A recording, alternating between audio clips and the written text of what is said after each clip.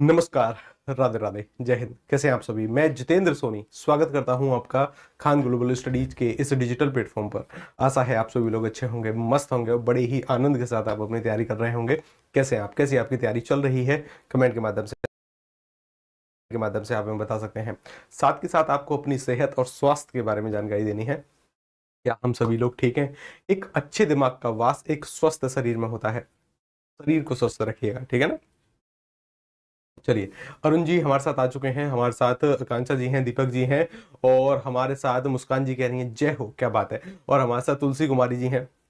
साथ के साथ बाकी के दीपक जी हमारे साथ हैं। गुरु जी आवाज ठीक नहीं आ रही क्या? वास्तव में आवाज ठीक नहीं आ रही है? जरा देखो जरा, क्या मुझे सुन पा रहे हो आप? हेलो हेलो हेलो, सुन पा रहे हो मुझे आप?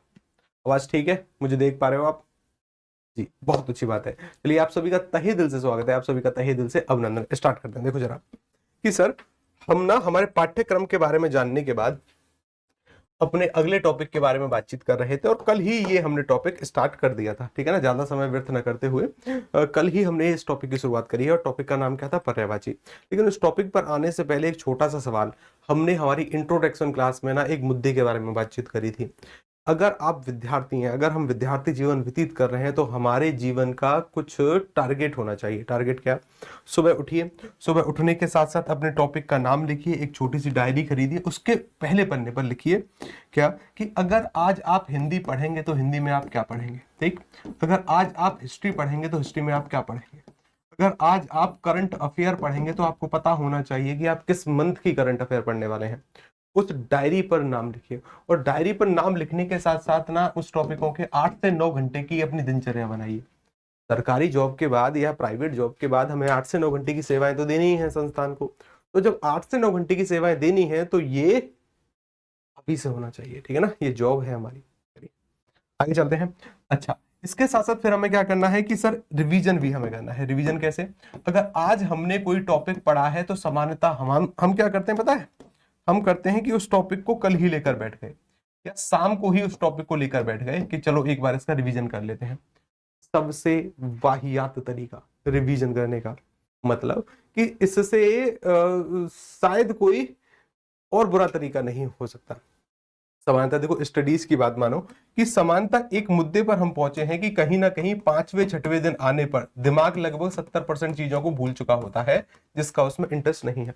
मतलब अगर आज आपने किसी टॉपिक को पढ़ा है तो दिमाग लगभग 5वें 6वें दिन इसकी 70% बातों को भुला चुका होगा जिसका उसमें इंटरेस्ट नहीं है, ठीक है ना? अच्छा, तो इसका जो पहला रिवीजन होगा वो होगा 7वें दिन, इसका जो दूसरा रिवीजन होगा वो होगा 14वें दिन और ये दोनों रिवीजन अनिवार्य है। समय मिल जाए तो 21वें दिन, ठीक है ना? लेकिन ये आपकी इच्छा मात्र पर है। 7 और 14वें दिन हमें रिवीजन करना है सरसरी निगाहों से। 1 घंटे में कोई टॉपिक पढ़ा है उसको 6 मिनट 10 मिनट लास्ट खींचकर 15 मिनट में सरसरी निगाहों से रिवाइज करिए, ठीक है ना? ऐसा नहीं है कि मैथ के सवाल सर यहां पर भी सॉल्व करें और जब रिवीजन कर रहे हैं फिर से सॉल्व कर रहे हैं। नहीं, जो सवाल ज्यादा कठिन लगते हैं उन्हें भले ही आप फिर से सॉल्व करें, लेकिन कहीं ना कहीं फिर उसको सरसरी निगाहों से देख लें। जैसे हिंदी में आगे चलकर साहित्य पढ़ेंगे, साहित्य में क्या होगा? रिवाइज करने की आवश्यकता पड़ेगी रिवीजन की। तो सरसरी निगाहों से उसका रिवीजन करना है। आगे बढ़ते हैं, चलो जी। हम एक टॉपिक के बारे में बातचीत कर रहे थे और टॉपिक का नाम था पर्यायवाची, ठीक? कौन सा टॉपिक था? पर्यायवाची। अब सर पर्यायवाची ही सबसे पहले शुरू क्यों किया? क्योंकि सर आगे चलकर विभिन्न टॉपिक पढ़ेंगे और उन टॉपिक में ना कहीं ढेरों शब्द आएंगे। जब तक उन शब्दों का अर्थ नहीं पता होगा तब तक उस टॉपिक को पढ़ने का कोई औचित्य नहीं, ठीक है ना? तो सबसे पहले हमें शब्द का अर्थ निकालना सीखना है। कल जब हम पर्यायवाची पढ़ रहे थे तो हमने इसकी कुछ कैटेगरी डिफाइन करी थी। कौन कौन सी? कि सर एक ऐसी कैटेगरी होती है जहां पर एक दूसरे के स्थान पर पर्यायवाची नहीं आ सकते, उसे कहते हैं अपूर्ण पर्यायवाची। याद आ रहा है कुछ? अपूर्ण पर्यायवाची। एक सर दूसरी कैटेगरी थी जहां पर एक दूसरे के स्थान पर शब्द आ सकते थे, उस कैटेगरी का हमने नामकरण क्या किया? पूर्ण पर्यायवाची। एक ऐसी कैटेगरी थी जहां पर सर कहीं ना कहीं पर्यायवाची शब्दों को एक शब्द था और उसका अलग अलग आयामों पर अर्थ था, उसके अलग अलग अर्थ थे। कहीं ना कहीं उसे हमने कहा था पूर्ण पूर्ण पर्यायवाची। याद आ रहा है कुछ? हाँ सर, याद तो आ रहा है, ठीक है ना? पूर्ण अपूर्ण पर्यायवाची। एक ऐसी कैटेगरी थी जहां पर सर क्षेत्रीयता का प्रभाव हमें देखने को मिला, जिसको हमने क्षेत्रीय पर्यायवाची कहा। क्या कहा था? क्षेत्रीय पर्यायवाची। ये याद है हमें थोड़े बहुत? हाँ। मतलब कि जब हमने इसको देखा था कि जैसे मैंने एक शब्द लिखा मृग, या एक शब्द लिखा जी मैंने जल, तो जल के स्थान पर मैं पानी शब्द का प्रयोग नहीं कर सकता, मृग के स्थान पर मैं हिरण शब्द का प्रयोग नहीं कर सकता। ये वाक्य में एक दूसरे की जगह प्रयोग नहीं होते, लगभग अर्थ समान रखते हैं, ठीक है ना। अच्छा, मैंने यहां पर कहा पूर्ण पर्यायवाची, जैसे कहीं पर मैंने देवता लिखा है तो वाक्य में देवता की जगह आप विबुध शब्द का प्रयोग कर सकते हो, विबुध शब्द का प्रयोग कर सकते हो, वाक्य पर कोई फर्क नहीं पड़ेगा। अच्छा, कहीं पर सब पूर्ण पर्यायवाची, इसका मतलब क्या है कि कहीं पर आपने जलज लिखा, तो जलज जो शब्द है सर ये कमल के पर्यायवाची में भी प्रयोग होगा, ये शंख के पर्यायवाची में भी प्रयोग होगा। किसके पर्यायवाची में? शंख के पर्यायवाची में भी ये प्रयोग होगा। शंख के साथ साथ मछली के पर्यायवाची में भी ये प्रयोग होगा, इत्यादि इत्यादि। मोती के पर्यायवाची में भी प्रयोग होगा। जिसका भी जन्म जल में होगा ये उसके लिए हम प्रयोग करेंगे। अच्छा, क्षेत्रीय मतलब सर कहीं पर लड़के को हम क्या कहते हैं? लल्ला कहते हैं। याद आया कुछ? कहीं पर सर बबुआ कहते हैं छोटे बच्चों को, ठीक है ना। कहीं पर सर मौड़ा कहते हैं इसी लड़के को। इन्हें कहते हैं क्षेत्रीय पर्यायवाची। क्षेत्र विशेष के आधार पर अलग अलग नाम हो जाते हैं। कहीं पर भैंस के बच्चों को पड्डा कहते हैं, कहीं बछड़ा कहते हैं, कहीं कटड़ा कहते हैं, इत्यादि इत्यादि, ठीक है ना, कि अलग अलग जगह के आधार पर। सबसे पहले सर हमने ये भी देखा कि पर्यायवाची सर हमारे लिए कौन कौन से जरूरी हैं। जरूरी होने से पहले एक और टर्म्स के बारे में बातचीत करी जिसका नाम था उपपद। उपपद। अभी तक कितने उपपद हो चुके हैं? 4, 5, 6, कितने हो चुके हैं? कितने उपपदों के बारे में हमने बातचीत कर ली है? बोलो। 7 हो चुके हैं। अच्छा, 6 हो चुके हैं। 7 अथवा 6, ठीक है ना, 6 की 7। अच्छा, मतलब शायद अगर हमने 7, 6 पढ़ लिए, यानी सर हमने जा पढ़ लिया है, किसी भी शब्द के अंत में अगर जा आएगा तो मुझे इसका अर्थ क्या प्राप्त होगा? मैं इसका अर्थ लगाऊंगा जन्म लेना। क्या लगाऊंगा? जन्म लेना। इसका अर्थ क्या होगा? जन्म लेना, ठीक है। जैसे जैसे एक शब्द हमने कल पढ़ा था द्विज, इसके अंत में मुझे क्या दिखाई दिया? जा। जा का अर्थ क्या होगा? जन्म लेना। और द्वि का अर्थ क्या होता है? द्वि का अर्थ होता है सर दो। जिसका 2 बार जन्म होगा उसे हम कहेंगे द्विज। और 2 बार जन्म किसका होगा? कल समझा था कि सर दांतों का 2 बार जन्म होता है। एक बार दूध के दांत आए, फिर टूट गए, फिर नए दांत आते हैं। 2 बार जन्म। एक बार अंडे का जन्म होगा, एक बार अंडे से पक्षी का जन्म होगा। पक्षी, पक्षी का पर्यायवाची पक्षी, या फिर जितनी भी प्राणी अंडे से जन्मते हैं, अंडज, ठीक है ना, जितने भी अंडे से जन्मते हैं। या कि सर हमने भगवान गणेश जी के पर्यायवाची में शब्द को देखा, एक बार माता पार्वती के द्वारा उसका जन्म हुआ, एक बार कहीं ना कहीं जब उनका गला काटा गया तो हाथी के बच्चे का सर लाकर जोड़ दिया गया, फिर से जन्म हो गया। इसके साथ साथ सर हमने ब्राह्मण को भी कहा, ब्राह्मण को भी कहा था द्विज। ब्राह्मण के साथ साथ सर हमने हाथी को भी द्विज कहा था। क्यों? क्योंकि हाथी का जन्म एक बार तो माता के गर्भ से होता है, हथनी के गर्भ से होता है। वास्तव में हाथी को हाथी तब कहते हैं जब उसके दोनों दांत बाहर आ जाते हैं। अब ये हाथी बना है जब उसके दोनों दांत बाहर आ गए, 2 बार जन्म हो गया।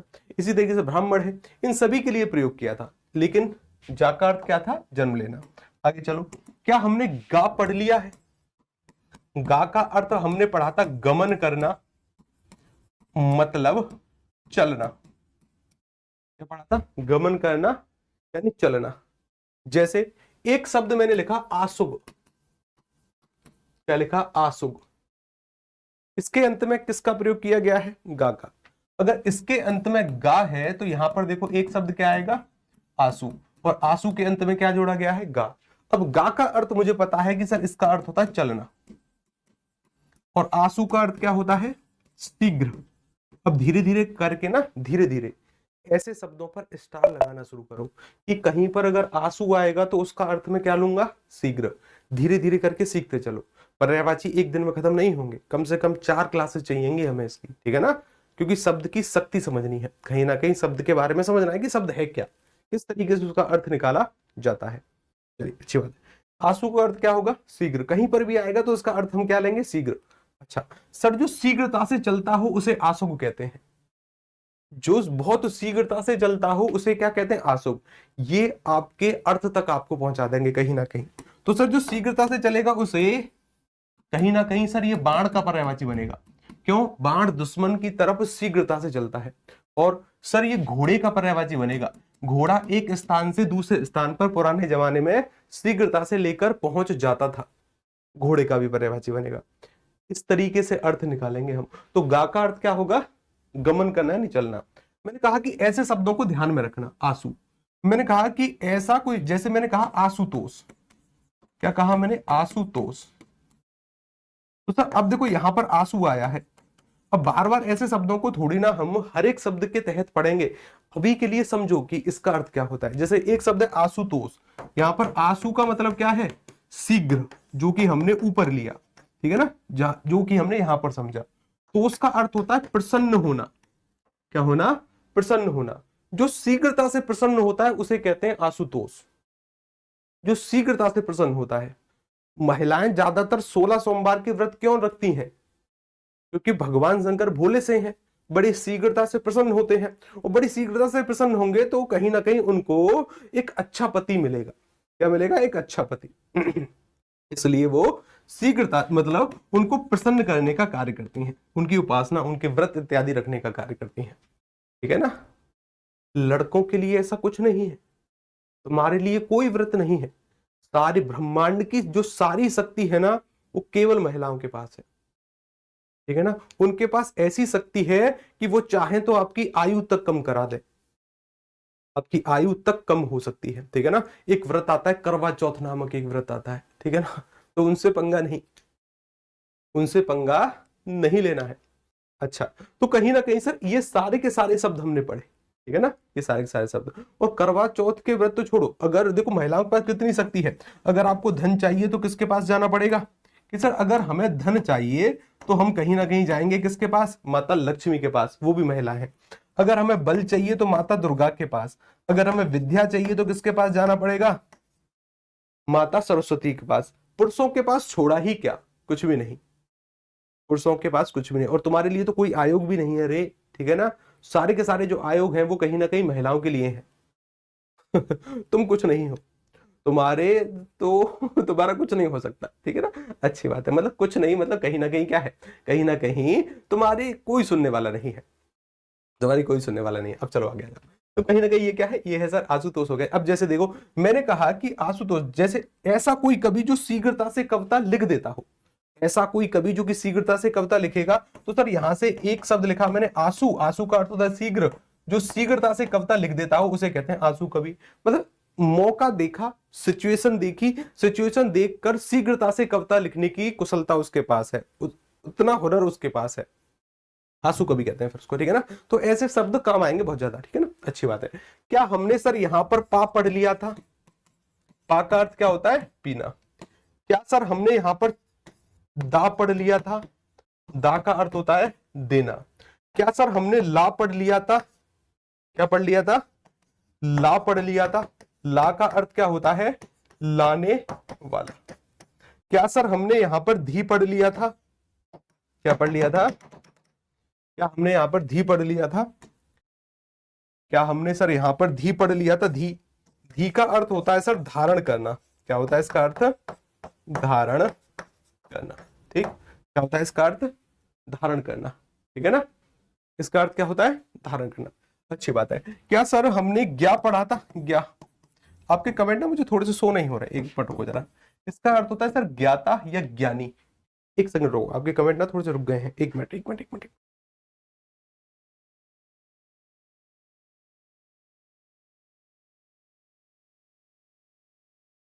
कि धी, धी का अर्थ क्या था? धारण करना। और ज्ञा का अर्थ क्या था?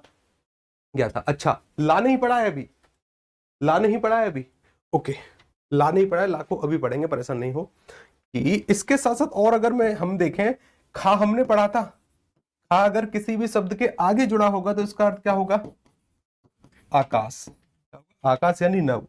इसके साथ किसी भी शब्द के आगे आ जुड़ा होगा तो इसका अर्थ क्या होगा? नहीं। क्या होगा? नहीं। धीरे धीरे करके और पढ़ते चलेंगे, ठीक है ना, अच्छी बात है।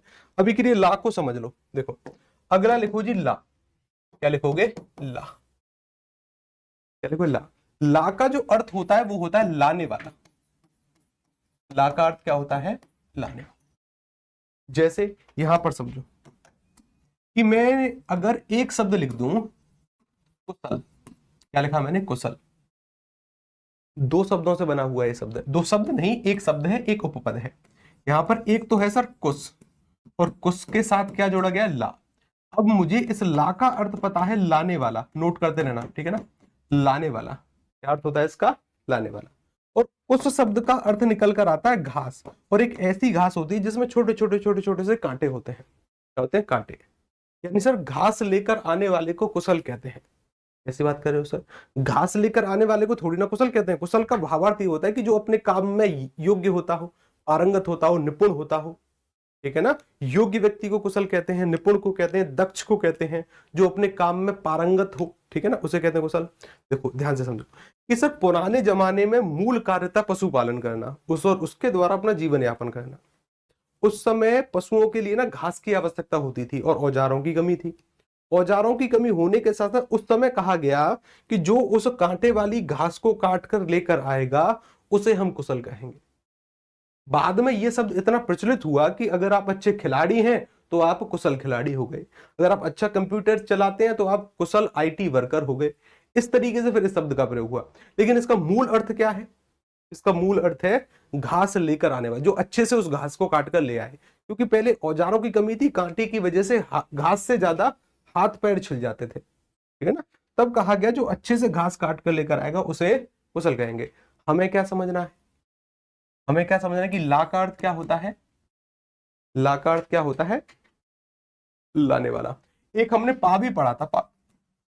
पा का अर्थ क्या होता था? पीना। जैसे एक शब्द मैंने आपसे पूछा, मुझे बताइए कि इसका अर्थ क्या होगा? बताओ जरा, इस द्वीप का अर्थ क्या होगा? ज्यादातर ऐसे शब्द आते हैं, जैसे देखो एक शब्द ये है द्वीप, एक शब्द ये है दीप, ये लगभग समान शब्द है। लेकिन यहां पर अगर मैं देखूं ना, ये पा जोड़ा गया है, ये मूल शब्द है, ये मूल शब्द है। मैं फिर कह रहा हूं कि मूल शब्दों के अंत में, मूल शब्दों के अंत में अगर पा, जा, दा इत्यादि ऐसे शब्द आ रहे हैं तो इसका मतलब क्या है? इसका मतलब यह है कि कहीं ना कहीं मूल शब्द की कैटेगरी अलग है। अगर अलग से जोड़े गए हैं तब उसका अर्थ निकल कर आता है। जैसे कि अब देखो यहां पर मुझे यह पता है कि द्वीप जो शब्द है ना, यहां पर एक है द्वि, और द्वि के साथ क्या जोड़ा? पा। पा का अर्थ मुझे पता है पीने वाला, इसका अर्थ निकल कर आता है। और द्वि का अर्थ क्या होता है? दो। सर दो बार पीने वाला उसे कहते हैं द्वीप। दो बार पीने वाले को क्या कहते हैं? द्वीप। हमारे घर के पड़ोस में एक चाचा जी हैं, सुबह भी पीते हैं और शाम को भी पीते हैं, तो क्या मैं उनको द्वीप कह दूं? ना, इतनी छोटी सोच नहीं रखनी है, ठीक है ना। सोच को थोड़ा सा वाइड करो। कैसे? कि सर द्वीप समानता उसे कहते हैं, कई बार आपने हाथी को देखा है, हाथी के पानी पीने का तरीका देखा है कि हाथी एक बार सूंड से उस पानी को खींचता है। पहले उसकी सूंड ने पानी खींचा, और सूंड ने पानी खींचा, फिर उसकी सूंड आएगी उसके मुंह के पास, फिर उसका मुंह पानी पीता है। उसके पानी पीने के दो तरीके हैं। कैसे? कि एक तो पहले तो सूंड ने पानी को खींचा ऊपर तक, फिर सूंड मुंह के पास आई, तब उसने पानी पिया। तो जो दो माध्यमों से पानी पीता है उसे कहते हैं द्वीप, यानी ये हाथी का पर्यायवाची बनेगा। ये बहुत इंपोर्टेंट रहेंगे उपपद आपको शब्द का अर्थ समझाने के लिए, अन्यथा केवल रटना पड़ेगा कि द्वीप का मतलब हाथी होता है। क्यों होता है, हम इस बारे में बातचीत कर रहे हैं कि क्यों द्वीप को हाथी ही कहते हैं। क्यों? क्योंकि उसके पानी पीने के तरीके दो तरीके से हैं। अच्छा, द्वीप टापू को कहते हैं, दीप दीपक को कहते हैं, जो कि दिवाली पर हम जलाते हैं। आगे चलो। अब देखो, अब बारी आती है सर पर्यायवाची की कैटेगरी की, कि हमारी परीक्षा के लिए कौन कौन से पर्यायवाची इंपोर्टेंट हो सकते हैं, ठीक है ना। कौन कौन से पर्यायवाची इंपोर्टेंट हो सकते हैं। अब देखो सर, अगर पर्यायवाची की कैटेगरी के बारे में बात करें कि हमें क्या पढ़ना है, हमें क्या पढ़ना है। समानता हमने अभी तक जितनी भी बिहार की परीक्षाएं देखी हैं, या फिर जितनी भी परीक्षाओं के बारे में अगर हम बातचीत करें, हमें कुछ कैटेगरी समान देखने को मिली है। पहला क्या? कि सर हिंदू पौराणिक कथाओं के अनुसार जितने भी भगवान हैं, या आसान भाषा में मैं कहूं कि जितने भी देवी देवता हैं, जितने भी देवी देवता हैं उनके पर्यायवाची पूछे जाते हैं। जैसे कई बार ब्रह्मा जी के पूछ लिए, इंद्र के पूछ लिए, सूर्य के पूछ लिए, कुबेर के पूछ लिए, यक्ष के पूछ लिए, माता पार्वती के पूछ लिए, गणेश जी के पूछ लिए, सरस्वती माता जी के पूछ लिए। इस तरीके के पर्यायवाची हमें देखने को मिले हैं, खूब मिले हैं, ठीक है ना, खूब मिले। कई बार कुबेर के पूछ लिए, कामदेव के पूछ लिए। अच्छा, दूसरी जो कैटेगरी मिली है कि सर ऐसे जानवर जिनको हम पालतू बना सकते हैं। पालतू जानवर मतलब घोड़ा का पर्यायवाची पूछ लिया, गाय का पूछ लिया, बकरी का पूछ लिया, कुत्ते का पूछ लिया, तोता का पूछ लिया। ऐसे पालतू जानवर जिनको हम हमारे घर में बांध सकते हैं और जिनको पालतू बनाया जा सकता है। दूसरा, ऐसे जानवर जिनका किस्से कहानियों में बहुत प्रयोग होता है। ऐसे जानवर जिनका कहानियों में प्रयोग बहुत ज्यादा देखने को मिलता है। जैसे जंगल में एक शेर रहता था, तो शेर के, उसने एक हिरण को देखा। इस तरीके के जो पर्यायवाची जो कहीं ना कहीं कहानियों में बहुत ज्यादा प्रयोग होते हैं, मोस्ट इंपोर्टेंट हो जाते हैं, ठीक है ना, इन सभी को पढ़ेंगे। उसके बाद जो तीसरी कैटेगरी आ रही है, कई बार क्या है कि जो प्राकृतिक दृश्यावलियां है ना, जो प्राकृतिक दृश्य हैं, उनके पर्यायवाची आते हैं। किसके आते हैं? प्राकृतिक दृश्यों के पर्यायवाची कई बार हमें सर देखने को मिलते हैं। जैसे प्राकृतिक दृश्य के साथ साथ ना जो प्राकृतिक चीजें होती हैं, जैसे चांदनी के पर्यायवाची पूछ लिए, रोशनी के पूछ लिए, किरण के पूछ लिए, बारिश के पूछ लिए, कमल के पुष्प के पूछ लिए, पहाड़ के पूछ लिए, इस तरीके के पर्यायवाची। अच्छा, चौथी कैटेगरी जो आजकल बहुत ज्यादा ट्रेंडिंग में है। ट्रेंडिंग मतलब देखो, सब कुछ नहीं पढ़ना है। अगर आप कोई भी पर्यायवाची की बुक लेकर पढ़ोगे ना, तो उसमें 1500 से 2000 पर्यायवाची होंगे। ना तो हमें सभी रटने हैं और ना ही सभी को रटने का प्रयास करना है। हमें हमारा क्षेत्र पता होना चाहिए कि हमें क्या पढ़ना है और क्या छोड़ना है। सब नहीं पढ़ने हैं, ठीक है ना।